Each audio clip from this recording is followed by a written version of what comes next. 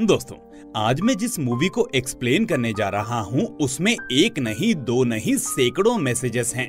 बस फर्क इतना है कि आपका दिमाग कितने मैसेजेस को कैच कर पाता है, ये आपके ऊपर निर्भर करेगा। सन 2013 में आई इस मूवी की रेटिंग है 7.9 और इसकी सबसे खास बात यह है कि ये मूवी बाकी मूवीज की तरह एक कैरेक्टर के आसपास नहीं घूमती, बल्कि इसमें हर कैरेक्टर का अपना एक अलग ही किरदार है। जिस वजह से मैंने बोला कि इस मूवी में ढेरों मैसेजेस हैं, बस उनको ढूंढना आपकी नजरों के ऊपर है। खैर, तो चलिए शुरू करते हैं आज की इस मास्टरपीस मूवी को। लेकिन आगे बढ़ने से पहले इस मूवी को लाइक और चैनल को सब्सक्राइब करना मत भूलना, ताकि ऐसी ही वीडियोस मैं आपके लिए लाता रहूं। तो मूवी की शुरुआत में हम पुरानी दिल्ली में रहने वाली एक मिडिल क्लास फैमिली को देखते हैं, जहां ऋषि नाम का एक आदमी अपनी भतीजी रीता को बहुत डांट रहा होता है। और इस बीच उस लड़की की मां सावित्री बार बार अपने देवर ऋषि को और उकसा रही होती है कि वो रीता को और फटकारे। पर आखिर रीता ने ऐसा क्या किया था? तो हम देखते हैं कि पड़ोस में रहने वाले बउआ नाम के लड़के ने उनके घर में आकर ये बता दिया था कि रीता किसी अज्जू नाम के लड़के के साथ मूवी देखने गई थी। साथ में वो ये भी बताता है कि अज्जू एक बहुत ही बुरा लड़का है, आए दिन जुए के चक्कर में जेल जाता रहता है और शराब पीकर इधर उधर घूमता रहता है, इसलिए रीता को समझाओ। तो यहाँ हमें समझ आता है कि इस बात को लेकर सभी रीता को सुनाए जा रहे थे। लेकिन इस सब के बीच रीता के बाबूजी बिल्कुल चुप बैठे होते हैं। दरअसल वो किसी भी बात को हो हल्ले के साथ ना उलझाकर उसे शांति से बैठकर सुलझाने में यकीन रखते थे। इसलिए वो इस बारे में अलग से अपने छोटे भाई ऋषि से बात करते हैं, जो कहता है कि भैया वो लड़का ठीक नहीं है, हमें रीता को रोकना होगा। खैर, अब अज्जू दूसरे दिन रीता को कॉल करता है, लेकिन घर वालों ने रीता को कॉलेज जाने से लेकर घर से बाहर जाने तक पर रोक लगा दी थी। ऊपर से उसे घर के एक कमरे में बंद कर दिया गया था, ताकि वो घर के फोन पर भी अज्जू से कोई बात ना कर पाए। अब फोन आता है तो पहले सावित्री उठाती है और फिर वो फोन ऋषि अपने हाथ में लेते हुए अज्जू से कहता है कि रीता तुमसे बात करना नहीं चाहती और आज के बाद कॉल मत करना, वरना अच्छा नहीं होगा। लेकिन जब अज्जू नहीं मानता तो अगले दिन ऋषि चाचा जी, बाबूजी और फूफाजी शिब्बो एक हवलदार को लेकर सीधा अज्जू के कमरे में पहुंच जाते हैं। इसके बाद ऋषि और शिब्बो उसे मारने लगते हैं और साथ में पुलिस देखकर अज्जू के हाथ पैर कांप जाते हैं। उसको इतना परेशान देखकर बाबूजी उसके पास आकर उसे समझाते हैं कि तुम रीता का ऐसे पीछा मत किया करो, और हम सब सभी उसके घर के लोग हैं, इसलिए गुस्सा तो आ ही जाता है, तो आगे से ऐसी हरकत मत करना। खैर, बाबूजी को अपनी बिटिया बहुत प्यारी थी, वो उसे समझते थे और जानते थे कि वो गलत नहीं है, इसलिए वो उससे गुस्सा नहीं बल्कि प्यार से बात करते हैं और उसे खाना भी खिलाते हैं। इसके बाद बाबूजी अपनी पत्नी सावित्री से कहते हैं कि हम लोग कितने बड़े गधे हैं, वो पंडित का लड़का बउआ आकर कुछ भी अनाप शनाप बोलकर चला गया और हमने उसे सच मान लिया कि अज्जू ऐसा होगा वैसा होगा। लेकिन जब हम उससे मिले तो पता चला कि वो लड़का तो एकदम गऊ है, बहुत सीधा है। उसके सामने तो हम सब गुंडे लग रहे थे। जब उसको पीटा जा रहा था तो उसने तो अपने मुंह से एक आवाज तक नहीं निकाली। तो ये सुनकर सावित्री कहती है कि कैसे पिता हो तुम, एक तो वो लड़का बेचारा, एक तुम्हारी बेटी बेचारी और एक तुम बेचारे, और घर में जो बाकी लोग हैं वो सब गधे हैं, है ना? बस तुम ही अच्छे हो। खैर, ये किस्सा बाबूजी को ये सोचने पर मजबूर कर देता है कि हम लोगों के साथ कितना बड़ा धोखा हुआ है, क्योंकि धीरे धीरे हथौड़े की तरह मार मार के दुनिया का सारा झूठ हमारे अंदर ठूंस दिया गया और हम गधे लोग सब कुछ आंख मूंद कर सच समझ बैठे और फिर उसी झूठ को अपना सच समझ लिया। वो सोचते हैं कि जो हम कानों से सुनते हैं और आंखों से देखते हैं बस वही सच होता है, बाकी सब बकवास है, क्योंकि जो बात हम अपने अनुभव से नहीं जानते उस पर हम कैसे यकीन कर सकते हैं। इसलिए अब बाबूजी सभी से कहते हैं कि मैंने फैसला कर लिया है, मेरा सच सिर्फ मेरे अनुभव से सच होगा और आज से मैं हर उस बात को मानने से इनकार कर दूंगा जिसे मैंने खुद देखा या सुना ना हो। इसलिए मैं हर बात पर सवाल करूंगा और हर चीज को दोबारा से देखूंगा, सुनूंगा और जानूंगा और उसके बाद ही उन चीजों पर विश्वास करूंगा। अब आगे बढ़ने से पहले मैं बाबूजी की फैमिली का इंट्रोडक्शन करवा देता हूँ। बाबूजी की फैमिली में उनकी बीवी सावित्री, बेटी रीता और बेटा शम्मी है। सावित्री हाउसवाइफ है, रीता पढ़ रही है, शम्मी जॉब की तैयारी कर रहा है और बाबूजी एक ट्रेवल एजेंसी में एजेंट हैं। साथ ही बाबूजी का छोटा भाई यानी इस मूवी के चाचा जी ऋषि, उनकी पत्नी मेघा और बेटा अशोक भी यहीं रहते हैं। मेघा हाउसवाइफ है, अशोक पढ़ रहा है और ऋषि एक सीए है जो जॉब पर जाता है। इस तरह परिवार में कमाने वाले दो लोग हैं, बाबूजी और ऋषि, जिनसे ये परिवार चलता है। खैर, तो जैसा मैंने बताया कि अब बाबूजी ने अपने अनुभव को ही सच मानने का प्रण ले लिया है, इसलिए आज घर से निकलकर दफ्तर जाते वक्त जब मंदिर के पंडित जी उनको प्रसाद देते हैं तो बाबूजी थोड़ी देर सोचकर कहते हैं कि ये तो मिठाई है, प्रसाद नाम तो आपने दिया है। इस बात पर पंडित जी नाराज हो जाते हैं कि बाबूजी भगवान के प्रसाद को सिर्फ मिठाई कैसे कह सकते हैं, आखिर इन्हें हो क्या गया है। बाबूजी अब हर चीज को एक अलग ढंग और अलग नजरिए से देखना और महसूस करना शुरू कर देते हैं, जैसे कि वो सब कुछ पहली बार देख रहे हों। अब ऑफिस पहुंचकर वो चाय वाले को कहते हैं कि तू कितना खूबसूरत है, और फिर अपने कलीग को भी वो यही कहते हैं, जिसे सुनकर वो कहता है कि क्या आप आज भांग खाकर आए हैं। अब आज तक का रिकॉर्ड था कि बाबूजी नहाकर सबसे पहले पूजा करते थे, लेकिन अब वो पूजा पाठ भी बंद कर देते हैं, जिस बात से सावित्री बहुत परेशान हो जाती है और भगवान से माफी मांगने लगती है कि इनकी बुद्धि को ठीक करो भगवान, पता नहीं इन्हें इस बुढ़ापे में क्या हो गया है।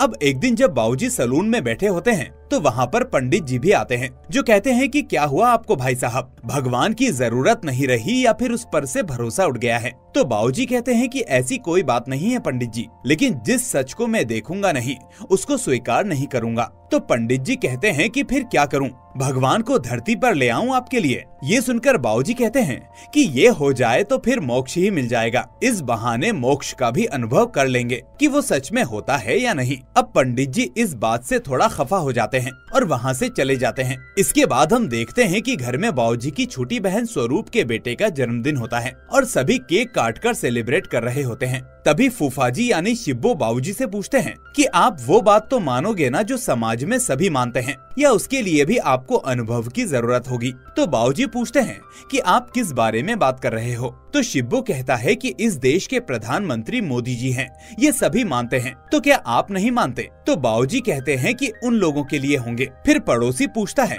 कि ऐसे तो कुछ भी निश्चित नहीं है। तो बाबूजी कहते हैं कि नहीं, ये दिन निश्चित है और आने वाली रात भी निश्चित होगी। तभी बउआ कहता है कि आज स्कूल दफ्तर सब बंद हैं, क्योंकि आज रविवार है और ये बात सभी मान रहे हैं, तो किसी न किसी वजह से ही तो मान रहे होंगे। तो बाबूजी कहते हैं कि ये सब सुविधा के लिए बनाया गया है, ये सब एक साधन है, जैसे जरूरत पड़ने पर भाषा की रचना हुई और इस सेव को सेव कहा जाने लगा। हो सकता है कि भाषा की रचना से पहले इसको अमरूद कहा जाता हो, किसे पता है। तो इस तरह सभी ऐसे ही सवाल करके बाबूजी के खूब मजे लेते हैं, लेकिन ये चीज ऋषि को अच्छी नहीं लगती। हालांकि वो बीच में किसी को टोकता नहीं, लेकिन अपने भाई की बातों का मजाक उड़ाना उसे अच्छा नहीं लग रहा था। पर वो कुछ कह भी नहीं सकता था, क्योंकि जो प्रण बाबूजी ने लिया था सिर्फ अपनी आंखों देखी पर विश्वास करने का, उसके चक्कर में वो सभी के सामने हंसी के पात्र बन गए थे। खैर, जब अगले दिन बाबूजी अपने काम से जाते हैं तो वहाँ पर एक कस्टमर फोन पर उनसे दिल्ली से एम्स्टरडैम की टिकट बुक करवा रहा होता है। तो बाबूजी कहते हैं कि टिकट तो है, पर मुझे नहीं पता कि पहुँचने में कितना समय लगेगा और वहाँ का मौसम कैसा होता है, क्योंकि मैं तो वहाँ कभी गया नहीं। ऐसी बातें करके वो सभी कस्टमर्स को एक एक करके नाराज कर देते हैं, जिसे देखते हुए एजेंसी का मालिक कहता है कि वेबसाइट में जब अराइवल टाइम और डिपार्चर टाइम लिखा है तो आप वही टाइम बताइए और टिकट काटिए। तो बाबूजी कहते हैं कि सर, मैं जिस जगह गया नहीं वहाँ के बारे में कैसे बता दूं। तो बॉस कहता है कि आप ना तो लंदन गए हैं ना पेरिस गए हैं, तो क्या आप वहाँ का टिकट नहीं काटेंगे। अरे आपका काम है टिकट काटना, तो जाइए और अपना काम कीजिए। अब बाबूजी फैसला करते हैं कि वो नौकरी छोड़ देंगे, क्योंकि जहाँ उन्हें झूठ बोलना पड़ रहा है वो वहाँ नौकरी नहीं कर सकते। इसके बाद हम देखते हैं कि अज्जू सीधा रीता के घर पर ही आ जाता है और सभी के सामने रीता से शादी करने का प्रपोजल भी रख देता है। फिर ऋषि चाचा जी उससे उसके करियर और परिवार से जुड़े कुछ सवाल करते हैं। तो अज्जू बताता है कि हाल ही में मैंने सेल्स टैक्स का इम्तिहान दिया है और side by side LIC agent का भी काम करता हूँ। फिर ऋषि पूछता है कि तुम्हारे घर में और कौन कौन है। तो अज्जू कहता है कि मैं अपने माता पिता की इकलौती औलाद हूँ और वो दोनों मुरादाबाद में सरकारी नौकरी करते हैं और वहीं रहते हैं। अब सभी लोग सवाल करते हैं, लेकिन बाबूजी चुपचाप सुन रहे होते हैं और थोड़ी देर बाद वो उठकर वहाँ से जाने लगते हैं। हालांकि वो नोटिस करते हैं कि अज्जू और रीता के बीच का प्यार सच्चा है और इसमें कोई दिखावा नहीं है और ये उनका अनुभव कह रहा था, कोई और नहीं। इस बीच सावित्री और ऋषि अज्जू की और नहीं सुनते और उसे वहाँ से जाने को कह देते हैं। अब बाबूजी ने नौकरी तो छोड़ दी थी पर घर पर कुछ नहीं बताया था, इसलिए वो रोज ऑफिस के बहाने घर से निकलकर पार्क में चले जाते थे। लेकिन आज जब वो पार्क में जाते हैं तो उन्हें वहाँ पर अपना भतीजा अशोक मिलता है। अब दोनों एक दूसरे से टकरा जाते हैं और सोचने लगते हैं कि एक ने दूसरे को पकड़ लिया है। तभी बाबूजी पूछते हैं कि अशोक, तुम यहाँ क्या कर रहे हो? तो अशोक कहता है कि स्कूल में पेड़ पत्तियों से रिलेटेड प्रोजेक्ट मिलता है, इसलिए अपने क्लासमेट्स के साथ फूल तोड़ने आया था।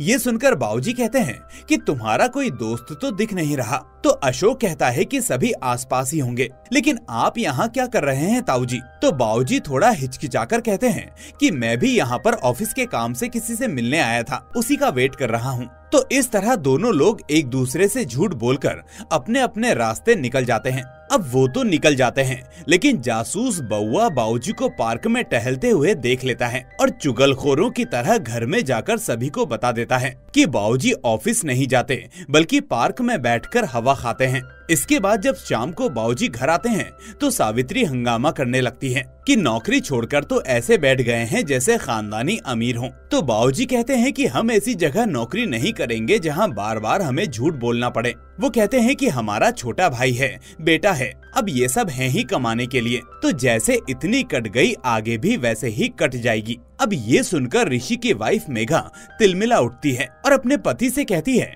कि खाना तो ठूस ठूस के सबको खाना है, लेकिन काम किसी को नहीं करना, सब खाली मुंह खोले खड़े रहते हैं। अब पूरा दबाव मेरे पति पर डाल दिया है, आखिर एक आदमी कितनों का पेट पालेगा? अभी शम्मी की भी जॉब नहीं लगी है, अशोक भी छोटा है, आखिर आप कब तक ये खर्चा उठाएंगे? तो ये सुनकर ऋषि कहता है कि अभी तुम चुप रहो, मैं भैया से अकेले में बात करूंगा। अब हालांकि ये बोलकर ऋषि अपनी वाइफ को चुप जरूर कर देता है, लेकिन असल में वो दोनों रोज की चिल्लम चिल्ली से परेशान हो चुके थे, इसलिए वो चाहते थे कि वो इस घर से कहीं और निकल जाएं। पर बात यहाँ आकर अटक जाती थी कि ये बात आखिर बड़े भाई के सामने बोले कैसे। ऊपर से ऋषि को भी इस बात का एहसास था कि उसके बड़े भाई ने उसे बचपन से पाला, उसको अच्छा पढ़ाया और लिखाया, जिसके बाद वो सीए बना, फिर उसने ऋषि की शादी की और जॉब लगने तक उसका खर्चा उठाया। तो आज जब भाई काम नहीं कर रहा है तो क्या उसे अपने भाई को छोड़कर जाना चाहिए? ये बात ऋषि को अक्सर आगे बढ़ने से रोक लेती थी, क्योंकि अलग होना मतलब घर टूटने के जैसा ही था, जो वो नहीं चाहता था। फिर एक दिन ऋषि घर आता है और अपने बेटे अशोक को बेल्ट से पीटना शुरू कर देता है, क्योंकि उसे पता चल गया था कि वो स्कूल से रोज बंक मारता है और बंक करने की वजह ये थी कि वो मैथ्स में फेल हो गया था। अब उसको रिपोर्ट में साइन करवाकर स्कूल में ले जाना था, पर उसे पता था कि अगर घर पर पता चल गया कि वो फेल हो गया है तो कुटाई पक्का होगी, और इसीलिए उसने कुछ नहीं बताया और ना ही वो स्कूल जा रहा था। लेकिन आखिर में टीचर का फोन ऋषि के पास आया तो ऋषि को सब पता चल गया। अब पीटने के बाद वो अंदर चला जाता है, जबकि सावित्री अशोक को चुप कराने लगती है। मेघा भी अशोक से नाराज होती है, लेकिन उसे ऋषि की ये बात भी अच्छी नहीं लगती। ऊपर छत पर रो रहे अशोक के पास अब शम्मी जाता है और उसे चुप कराता है। अब इस बीच बाबूजी कुछ नहीं कहते, पर अगले दिन अशोक को लेकर सीधा स्कूल पहुंच जाते हैं और गणित पढ़ाने वाले टीचर से बहस करने लगते हैं कि आपने हमारे बच्चे को फेल कैसे कर दिया? वो सभी सब्जेक्ट्स में पास है और अच्छे नंबर लाया है, लेकिन आपके सब्जेक्ट में फेल है। इसका मतलब आप ठीक से नहीं पढ़ा रहे और ऊपर से आप लोग इतने टेढ़े मेढ़े सवाल करते हैं कि अच्छे से अच्छा भी जवाब ना दे पाए। ये सुनकर टीचर कहता है कि ये टेढ़े मेढ़े सवाल मेरे नहीं हैं,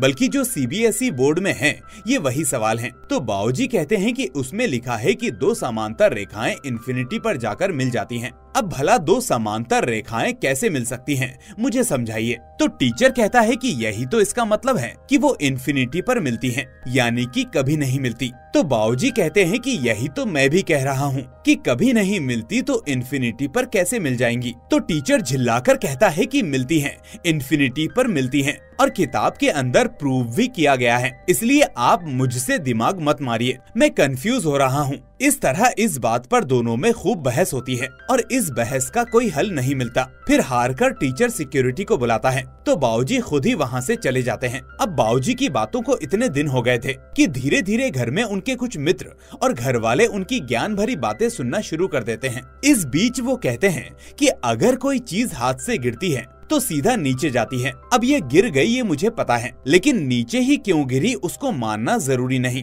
क्योंकि ये चीज मेरे सामने ही नीचे गिरी है, ये मेरा अनुभव है। तभी एक पड़ोसी कहता है कि गुरुत्वाकर्षण की वजह से ये चीज नीचे गिर गई। तो बाबूजी कहते हैं कि वो मुझे नहीं पता और ना ही तुम्हें पता है, तुम बस वो बोल रहे हो जो किताबों में लिख दिया है या तुम्हें बता दिया गया है। अब ऐसे ही बातें सुन सुनकर लोगों के अंदर बाबूजी के प्रति आदर सत्कार जागने लगता है और वो बाबूजी की बातों को और अच्छे से सुनने और समझने लगते हैं, जैसे कि वो कोई आम इंसान नहीं बल्कि बहुत बड़े ज्ञानी हो।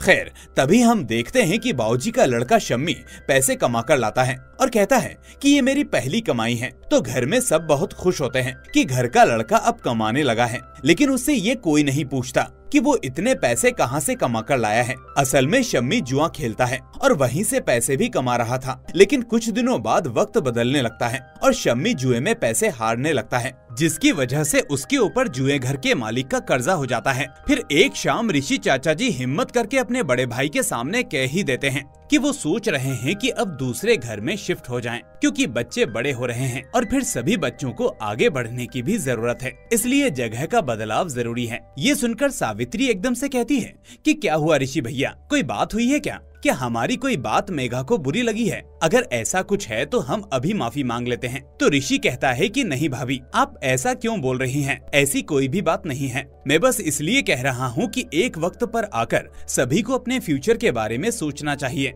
और मान लीजिए अब मेरा वक्त आ गया है। अब तक बाबूजी चुप थे, लेकिन अब वो कहते हैं कि ऋषि, एक घर में एक चूल्हा होना कुछ मायने रखता है, रिश्ता होता है, परिवार होता है, ये सब मानते हो कि नहीं? और वैसे भी घर ढूंढना और फिर उसमें जाना इतना आसान नहीं होता। कभी सोचा कि कैसे करोगे ये सब, या बस सोच लिया है और चल दिए झूला लेकर कि हम जा रहे हैं? इस बात पर ऋषि चाचा जी कहते हैं कि भैया, मैंने सब कर लिया है, मैंने घर ढूंढ लिया है, इसीलिए आपसे पूछ रहे हैं। ये सुनकर बाबूजी शॉक्ड रह जाते हैं। वो अपने छोटे भाई को अपना सहारा समझते थे और उन्होंने कभी भी नहीं सोचा था कि वो उनसे अलग होगा। लेकिन तभी मेघा अंदर से कहती है कि साफ साफ कहो कि हम भाई साहब से पूछ नहीं रहे, बस उन्हें बता रहे हैं कि हम जा रहे हैं। सावित्री बेचारी अभी तक शॉक में रहती है कि आखिर ये सब होने जा रहा है। पर मेघा की बात सुनकर बाबूजी कहते हैं कि चलो भाई, जैसा सोचा है वैसा करो, मेरा हाथ तुम्हारे सर पर ही रहेगा। और हाँ मेघा बहू, ये बताने के लिए बहुत बहुत मेहरबानी,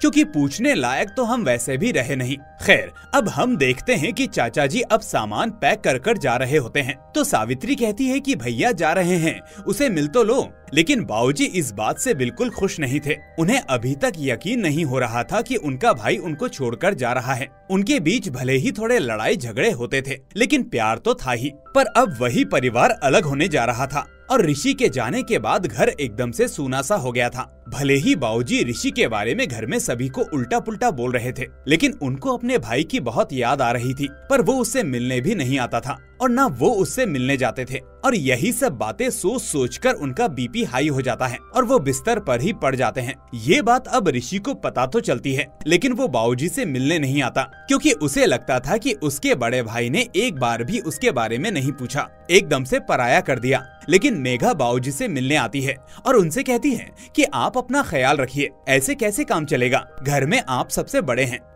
अब थोड़ा सा ठीक होने के बाद बाबूजी फैसला करते हैं कि अब वो सिर्फ इशारों में ही बातें करेंगे और बोलेंगे नहीं, ताकि चुप रहकर वो और भी चीजों को ऑब्जर्व कर सकें और उससे और ज्ञान प्राप्त कर सकें। अब उनको देखकर उनका एक साथी भी मौन व्रत धारण करने की सोच लेता है और जिन गणित वाले मास्टर जी से बाबूजी की बहस होती थी, अब वो भी बाबूजी के पद चिन्हों पर चलने लगते हैं, क्योंकि बाबूजी की बातों के बारे में जब उसने खुलकर सोचा था तो उसकी भी आंखें खुल गई थी कि जब तक किसी सवाल का सही जवाब ना मिले तब तक सवाल करते रहो। अब एक दिन रास्ते में सावित्री को ऋषि चाचा जी मिल जाते हैं, तो वो उनसे कहती है कि घर क्यों नहीं आते हो, एक दिन समय निकालो, वो तुम्हें बहुत याद करते हैं। तो चाचा जी हाँ हाँ तो कर देते हैं, पर असल में जाते नहीं, क्योंकि उनके अंदर अभी भी बड़े भाई के प्रति नाराजगी थी। खैर, अब हम देखते हैं कि बाबूजी की बहन के लड़के को ना जाने क्या हो जाता है, उसको एक अजीब सा डिप्रेशन हो जाता है, जिसकी वजह से वो जो भी मन में आए बस बोलता ही चला जाता है। सभी लोग ये देखकर बहुत परेशान होते हैं और समझ नहीं पाते कि आखिर उसको क्या हुआ है। हालांकि उसका डॉक्टर से इलाज भी चल रहा होता है, लेकिन फिर भी वो तकलीफ बनी रहती है।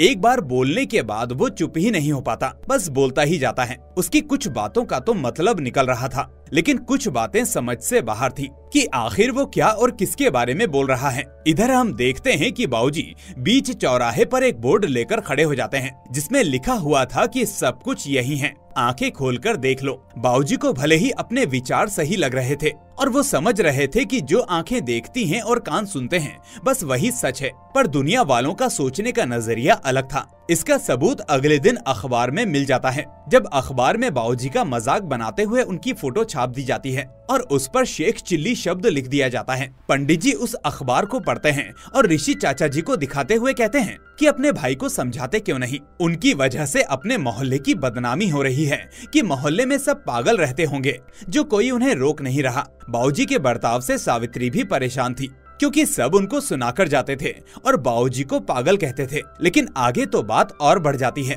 और अगले दिन बाबूजी के साथ साथ उनके 2 और लोग बोर्ड लेकर चौराहे पर खड़े हो जाते हैं। इसके बाद जब शाम को बाबूजी आते हैं तो अपनी बहन के बेटे की बीमारी को देखकर बहुत अजीब सा फील करते हैं। बाकी सब तो अपने काम में लगे होते हैं, लेकिन बाबूजी उसको ठीक से ऑब्जर्व करते हैं और उसकी उल्टी पुल्टी बातों को समझने की कोशिश करते हैं। वो उसका हाथ काफी देर तक पकड़े रहते हैं और उसकी एक एक बात को ध्यान से सुनते हैं, लेकिन तभी पता नहीं कैसे उसका हाथ पकड़े रहने से उस लड़के की एंजाइटी खत्म हो जाती है और वो बोलते बोलते रुक जाता है, जिसको देखकर सभी के बीच खुशी की लहर दौड़ जाती है कि वो सही हो गया। वो लड़का भी खुद पर भरोसा नहीं कर पाता कि आखिर ये सब हुआ कैसे। फिर एक दिन आता है जब बाबूजी फैसला करते हैं कि वो अपनी बेटी रीता की शादी अज्जू से करवा देंगे। तो ये सुनकर रीता खुश होकर झूम उठती है कि आखिर उसे उसका प्यार मिल ही गया। उधर शम्मी का जो कर्ज था वो अब तक नहीं चुका पाया था, जिस वजह से उस जुआ घर के मालिक के आदमी उसे पीटकर और समय देकर चले जाते हैं।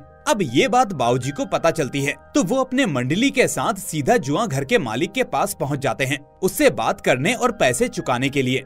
अब यहाँ पर वो ना तो उस आदमी से बहस करते हैं और ना ही उससे लड़ाई करते हैं, बल्कि उल्टा वो उसकी तारीफ करना शुरू कर देते हैं, जिसे सुनकर वो आदमी पूरी तरह से पिघल जाता है और उनसे काफी अच्छे से बात करने लगता है। इसके बाद बाबूजी को मैथ्स का प्रोबेबिलिटी का चैप्टर याद आता है, जहाँ संभावनाओं के आधार पर परिणाम आते थे। इसलिए वो सोचते हैं कि क्या जुए को इस गणित के आधार पर जीता जा सकता है। अगर जीत गए तो इसका मतलब मैथ्स में संभावना का चैप्टर सही था। यही सोचकर अब वो वहाँ बैठकर खुद जुआ खेलना शुरू कर देते हैं और हैरानी की बात होती है कि एक के बाद एक सारी चालों को जीत जाते हैं और ये सब उनकी पूरी मंडली बैठकर देख रही होती है। इस बीच एक बात और होती है कि वो अपना मौन व्रत तोड़ देते हैं। अब घर पर शिब्बो फूफा जी पूरी मंडली से कहते हैं कि अब तुम लोग पक्के जुआरी बन चुके हो, बस यही देखना बाकी रह गया था। आखिर इस घर को बदनाम करके रहोगे ताकि बच्चों का फ्यूचर मिट्टी में मिल जाए। लेकिन इसके उलट बाबूजी का मानना था कि ये कोई जुआ नहीं है बल्कि संभावनाओं का खेल है। इसमें बाबूजी एकदम एक्सपर्ट बनते जा रहे हैं, वो सिर्फ उसका अनुभव ले रहे हैं। खैर, अब देखते देखते उनकी पूरी मंडली भी जुआ खेलना शुरू कर देती है और खुद बाबूजी इतना ज्यादा अच्छा जुआ खेलना शुरू कर देते हैं कि जुआ घर का मालिक उन्हें अपने यहाँ 20,000 रुपए की सैलरी पर रख लेता है। अब हम देखते हैं कि बाबूजी रीता की शादी का कार्ड छपवा रहे होते हैं, पर उन्हें कोई डिजाइन पसंद नहीं आता, तो वो कोरे सफेद कागज में ही कार्ड छपवा देते हैं, जिसमें सिर्फ इतना लिखा था कि किसकी शादी किससे हो रही है और आपको कहाँ आना है। अब ये कार्ड रीता देखती है और उसे ये कार्ड बिल्कुल भी पसंद नहीं आता। वो सीधा अपने पिताजी के ऊपर टूट पड़ती है कि इससे तो अच्छा होता कि कार्ड छपवाते ही नहीं, सिर्फ मोबाइल में ही सबको बता देते। इस कार्ड से अच्छी तो नगर पालिका की रसीद होती है दिखने में। वो कहती है कि कार्ड को देखकर ऐसा लग रहा है जैसे किसी को बुलाना ही नहीं चाहते आप। तो बाबूजी सभी से कहते हैं कि देखो कैसे शेर की तरह दहाड़ रही है, लगता है शादी का कुछ ज्यादा ही स्ट्रेस है। तभी मास्टर जी कहते हैं कि आपने तो कभी शेर देखा नहीं, तो आपको कैसे पता कि शेर दहाड़ता ही है? क्या पता वो बिल्ली की तरह म्याऊं म्याऊं करता हो या कुत्ते की तरह भौं भौं करता हो। अब इसी बात पर घर में बहस छिड़ जाती है कि शेर दहाड़ता है या नहीं। इसलिए सभी लोग फैसला करते हैं कि वो अब देखकर आएंगे कि वो दहाड़ता है या नहीं। इस तरह शादी वाले माहौल में सभी लोग शेर को देखने चिड़ियाघर पहुंच जाते हैं और उसको घूरने लगते हैं। बाबूजी उसकी दहाड़ को देखने के लिए थोड़ा करीब चले जाते हैं और जैसे ही वो दहाड़ता है तो बाकी सब तो डर के मारे पीछे हट जाते हैं, लेकिन डर की वजह से बाबूजी की पतलून ही गीली हो जाती है। पर यहाँ ये सिद्ध हो जाता है कि शेर म्याऊं म्याऊं या भौं भौं नहीं करता बल्कि दहाड़ता है। अब घर आकर शाम को सभी की बाबूजी से बहस छिड़ जाती है कि वो ऋषि चाचा जी को खुद कार्ड देने जाएंगे,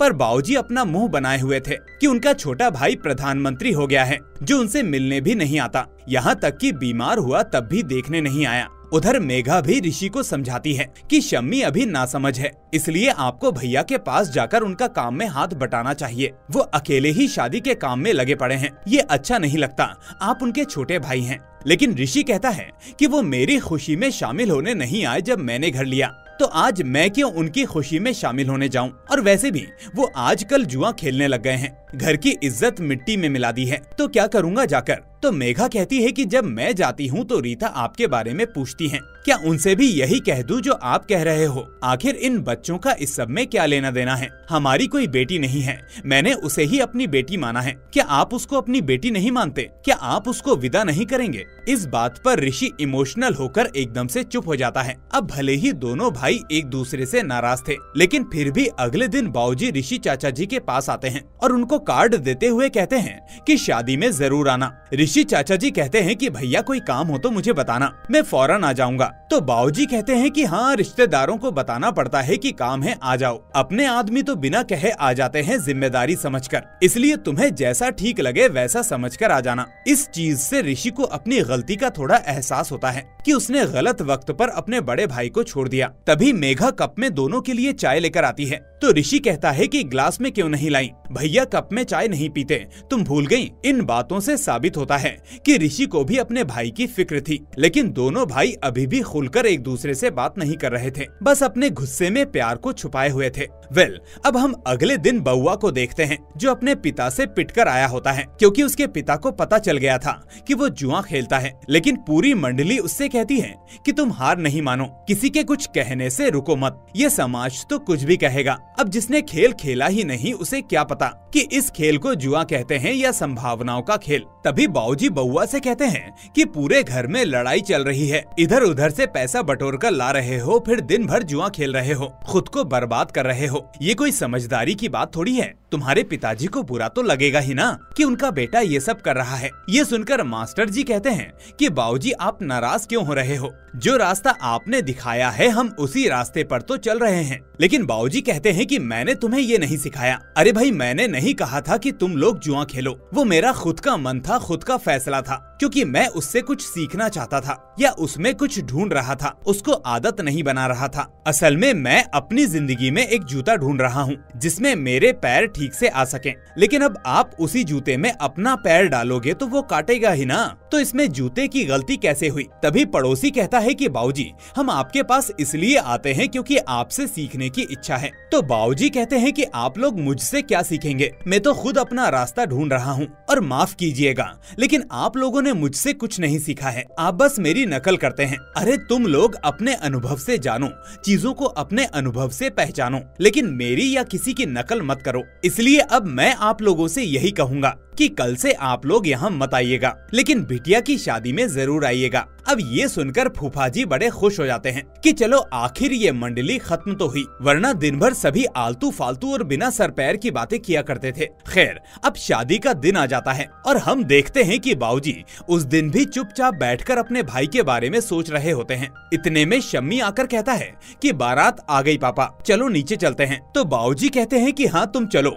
इंतजाम देखो मैं आ रहा हूँ। लेकिन शम्मी कहता है कि ऋषि चाचा जी भी आ गए हैं और आपके बारे में पूछ रहे थे। तो ये सुनकर अचानक बाबूजी के शरीर में ऊर्जा आ जाती है और वो नीचे की तरफ चल देते हैं। लेकिन तब तक ऋषि ऊपर आ जाता है और कहता है कि भैया आप कैसे हैं। बाबूजी कहते हैं कि मैं ठीक हूँ, लेकिन चलो नीचे चलो, सभी का स्वागत करना है। तो ऋषि कहता है कि आप चलो, मैं रीता से मिलकर आता हूँ, बहुत दिनों से अपनी बेटी को देखा नहीं और आज वो जा रही है। इसके बाद थोड़ी देर में ऋषि नीचे आता है और बाबूजी के साथ मिलकर सभी बारातियों का स्वागत करता है, जिससे बाबूजी के चेहरे पर मुस्कान आ जाती है और उनकी तबीयत भी बिल्कुल ठीक हो जाती है। ये चीज सावित्री भी नोटिस करती है और मन ही मन खुश भी होती है। इस बीच जब फेरों का समय आता है तो वहाँ वही पड़ोस वाले पंडित जी ब्याह पढ़ रहे होते हैं, जिनसे बाबूजी की भगवान को लेकर कहा सुनी हुई थी। लेकिन पंडित जी वहाँ कुछ नहीं कहते और अपना काम पूरी तरीके से करते हैं। खैर, अब रीता की विदाई होती है और सभी की आंखें नम हो जाती हैं। विदा के बाद जब बाबूजी सभी को डिब्बा देकर विदा कर रहे होते हैं तो बाबूजी कहते हैं कि आपका बहुत बहुत धन्यवाद पंडित जी,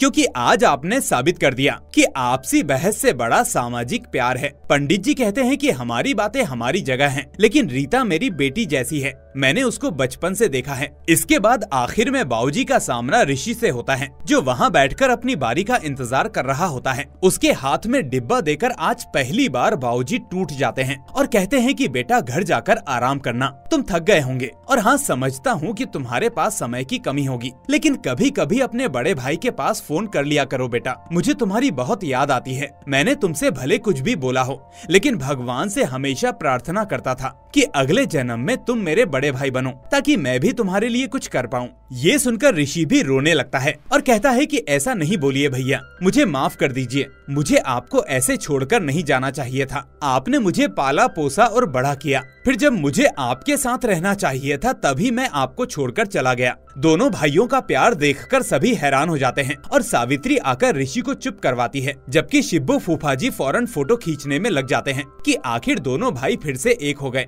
अब हम देखते हैं कि कुछ दिनों बाद बाबूजी और सावित्री दोनों लोग किसी हिल स्टेशन पर घूमने जाते हैं। फिर जंगल के बीच टहलते हुए बाबूजी कहते हैं कि कितना हल्का सा लग रहा है, सारी समस्या खत्म, जिम्मेदारियां भी खत्म और रिश्ते भी सुलझ गए। मुझे तो ऐसा लग रहा है जैसे मैं उड़ रहा हूँ सावित्री। तो सावित्री उनको पुरानी बातों को लेकर छेड़ते हुए कहती है कि वैसे तो बातें अपने अनुभव की करते हो, लेकिन क्या तुम्हें उड़ने का अनुभव है? तो ये बात अचानक बाबूजी के दिमाग में बैठ जाती है कि सावित्री ठीक कह रही है कि आखिर जब मैं कभी उड़ा ही नहीं तो कैसे पता कि उसका अनुभव कैसा होता है। इसलिए अगले दिन सूरज उगने से पहले ही वो होटल से अकेले निकल जाते हैं और एक खाई के किनारे जाकर खड़े हो जाते हैं। वहाँ खड़े खड़े बाबूजी के दिमाग में ये बातें चल रही होती हैं कि कुछ अनुभव अभी भी बाकी हैं, जो कि सिर्फ सपनों में ही लिए गए थे, जैसे कि ये उड़ने का सपना जो बार बार मुझे आता था कि मैं हवा में उड़ रहा हूँ पंछी की तरह, और आज उस सपने को सच में अनुभव करने का वक्त आ गया है। यही सोचते हुए वो खाई की तरफ देखते हैं और बिना किसी संकोच के उसमें छलांग लगा देते हैं। फिर नीचे गिरते वक्त उनकी चीख निकल जाती है और आंखें बंद हो जाती हैं। लेकिन तभी धीरे धीरे जब वो आंखें खोलते हैं तो उन्हें एहसास होता है कि वो उड़ रहे हैं। बाबूजी कहते हैं कि ये उड़ना अब सपना नहीं है बल्कि वास्तविकता है। ये हवा जो मेरे चेहरे को चूम रही है, ये साए साए की आवाज मेरे कानों में आ रही है, यही सब यथार्थ है, यही सब सच है। मैं वाकई गगन को चीरता चला जा रहा हूँ, चीरता चला जा रहा हूँ, जैसे मक्खन में गर्म छुरी चली जाती है। ये मेरा सपना नहीं है, मैं उड़ रहा हूँ, मैं उड़ रहा हूँ। और फिर इसी के साथ ये मूवी यहीं पर खत्म हो जाती है। अब दोस्तों, इस मूवी की एंडिंग ही नहीं बल्कि एक एक सीन आपके पीछे कई सवाल छोड़ जाता है। लेकिन शुरुआत करें एंडिंग से तो हम ये समझ पाते हैं कि इस मूवी में हमें वो सब दिखाने की कोशिश की गई है जो सोच से परे है। कुछ लोगों को लगेगा कि मूवी में बस लॉजिक और अनुभव की बातें की गई हैं, जो एकदम फालतू हैं। लेकिन हम सभी जानते हैं कि जिंदगी में एक बार हम ये जरूर सोचते हैं कि आखिर हम लोग इस दुनिया में आए कैसे, हमें बनाया किसने, क्या हमारे जैसे और भी लोग इस ब्रह्मांड में हैं? क्या हम उन तक पहुंच सकते हैं? हम सभी ने कभी न कभी ये सोचा है, लेकिन जवाब आज तक किसी के पास नहीं है, क्योंकि किसी ने कुछ ऐसा अनुभव ही नहीं किया। इसलिए इस मूवी के जरिए एंड में हमें ये दिखाया जाता है कि हमारा अंत होना निश्चित है, एक ना एक दिन हम सभी को मरना है। इसलिए ये सोचकर डरना कि मर जाएंगे, इस तरह जीना ही गलत है, बल्कि हमें अपने सपनों को पूरा करने की हर जरूरी कोशिश करनी चाहिए। जैसे अंत में बाबूजी ने की, उनकी सोच थी कि मैं उड़ सकता हूँ, इसलिए उनके पर्सपेक्टिव में हम उन्हें उड़ता देख रहे हैं, लेकिन जब सीन हम पर आता है तो हम उनको गिरता देख रहे थे। इसका मतलब जिंदगी एक है, इसको डर में नहीं बिताओ और ना ही सवालों में, क्योंकि हर सवाल का जवाब नहीं मिल सकता। इसलिए खुद ही चीजों को एक्सपीरियंस करो और आगे बढ़ते जाओ, क्योंकि अंत में सभी को उस खाई में गिरना ही है, आज नहीं तो कल। इसके बाद हम आते हैं बुआ जी के लड़के पर, जिसकी तबीयत खराब थी,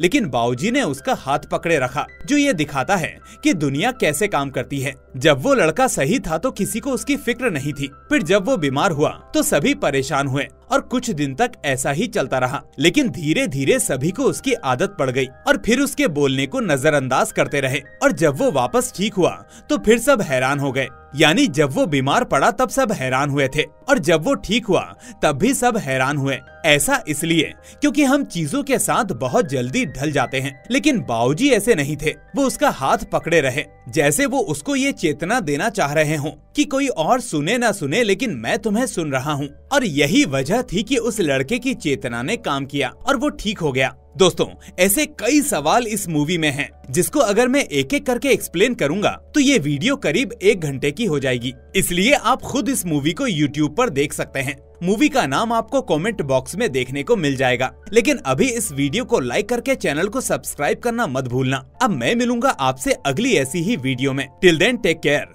एंड थैंक्स फॉर वॉचिंग।